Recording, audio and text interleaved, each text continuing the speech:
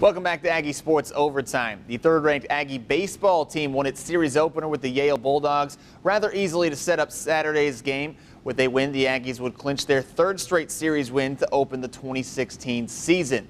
The Aggies and Bulldogs had a very special guest with them at the ballpark today. President George H.W. Bush threw out a ceremonial first pitch to each team before the game, one to the Aggies and one to his alma mater, Bulldogs. The Aggies led it 2-0 in the top of the fifth. Yale with the bases loaded for Richard Slanker, but Brigham Hill ends the threat with a strikeout to send the Aggies to the bottom half unscathed. And that was important because they exploded in the bottom half. Nick Banks, back from injury, rips a single back up the middle to score 2 runs and give A&M a 5-run advantage later in the inning.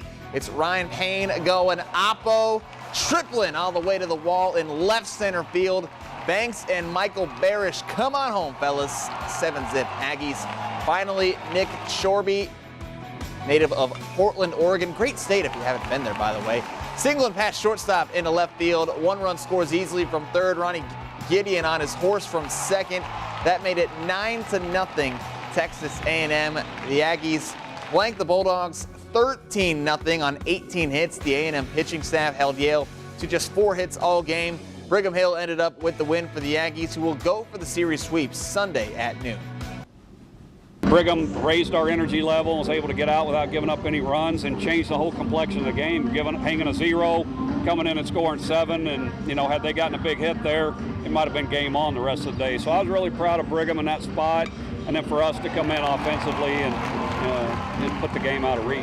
Great team win. Ivy pitched his butt off. Our whole bullpen pitched well and got like 18 hits, something like that. And so great team win. Everybody produced today, and it was a big win for us. Oh yeah, that definitely took momentum into the dugout after he got out of that jam. I mean, it was only a 2-0 game at that point. So I think he had a big part in our success when we came into hit.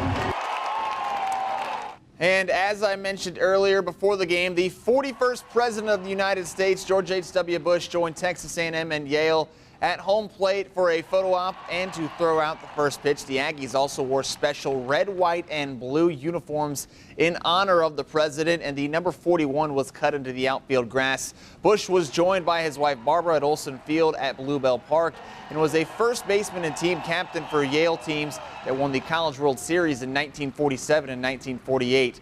He obviously has his presidential library at Texas A&M as well as the Bush School of Government and Public Service.